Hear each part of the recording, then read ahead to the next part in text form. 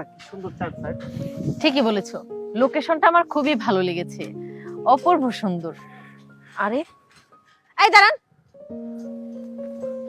কি হলো? এদিকে ঘুরুন বলছি। আরে কি হলো? কি ব্যাপার, তুমি এখানে?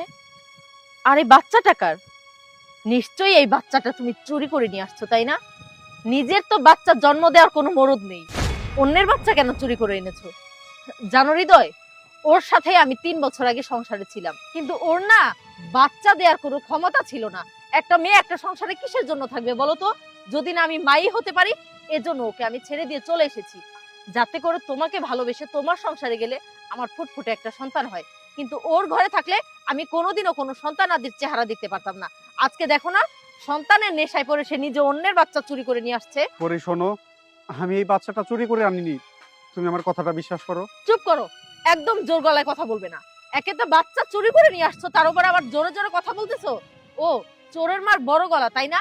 এই তুমি এক্ষুনি থানায় ফোন দাও, আমি ওকে এক্ষুনি পুলিশে ধরিয়ে দিব।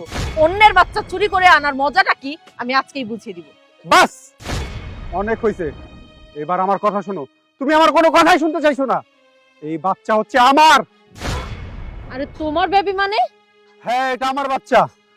তুমি যেদিন আমার থেকে পরে দাঁড়াও, তুমি ব্যাগপত্র নিয়ে কোথায় যাচ্ছ? আমি চলে যাচ্ছি। শোনো, তোমার সাথে আর এক ছাদের নিচে থেকে তোমার সাথে সংসার করা আমার পক্ষে আর সম্ভব না। আচ্ছা তুমিই বলো, কোন মেয়ে না চায় মা হতে? কিন্তু তোমার সাথে থাকলে আমি জীবনে মা ডাক শুনতে পারবো না। আমার একটা সন্তান খুব দরকার, আমি মা হতে চাই। আমিও আর 5টা মানুষের মতো সন্তান লালন পালন করে মানুষ করতে চাই। কিন্তু তোমার ঘরে থাকলে না, এটা কখনোই সম্ভব হবে না। দুইটা বছর আমি তোমার সাথে সংসার করলাম, আজ পর্যন্ত একটা সন্তানের মুখ তুমি আমাকে দেখাতে পারলে না। শোনো, আর কখনো সম্ভব হবেও না, কারণ তুমি কোনোদিন বাবাই হতে পারবে না। এজন্য আমি তোমাকে ছেড়ে চলে যাচ্ছি। পরি দেখো, আমিও তো চাই সন্তানের বাবা হতে। এখন আল্লাহ যদি না দেয় তাহলে কি করব বলো? এটা কি আমার দোষ? তাছাড়া ডাক্তার তো দেখিয়েছি, ডাক্তারের রিপোর্টও দিয়ে দিবে। রিপোর্ট দেখার পরে তুমি না হয় একটা সিদ্ধান্ত নিও। আমি কোনো রিপোর্ট সম্পর্কে জানতে চাই না, আর তোমার সিদ্ধান্ত নিয়ে তুমি থাকো। আমার বোঝা হয়ে গেছে তুমি আর কোনোদিন বাবা হতে পারবে না। অতএব তোমার সাথে সংসার করে আমি আর আমার মূল্যবান সময় নষ্ট করতে চাই না। অন্য একটা বিয়ে করলে আমি ঠিকই মা ডাক শুনতে পারবো, আমার গর্ভে ঠিকই সন্তান আসবে। শুধুমাত্র তোমার জন্য আমি মা হতে পারছি না। আমি চলে যাচ্ছি, সময় মতো ডিভোর্স লেটারও পেয়ে যাবে। পরি, পরি, শুধুমাত্র একটা বাচ্চা না হওয়ার কারণে তুমি আমাকে ভুল বুঝে সেদিন বাড়ি থেকে চলে আসছিলা। তার ঠিক 6 মাস পরেই আমার মা আমাকে নতুন করে আরেকটা বিয়ে করায়। বিয়ের প্রথম বছরেই আল্লাহর রহমতে আমাদের টুইন বেবি হয়। কিন্তু আমি জানি যে তোমার মা হবার অনেক ইচ্ছা।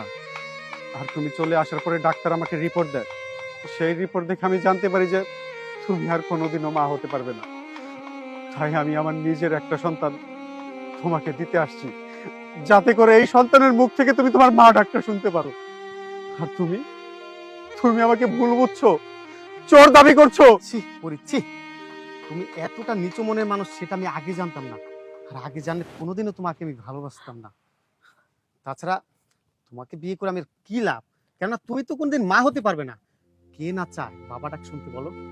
কাজেই তুমি আজকের পর থেকে আমার সাথে কোনো যোগাযোগ রাখার চেষ্টা করবে না। তুমি তোমার মতো থাকো, আমি আমার মতো চললাম।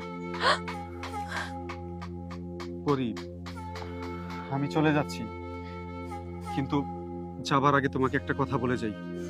অন্তত তুমি তোমার এই সন্তানের মাঝে নিজের সুখটুকু খুঁজে নিও।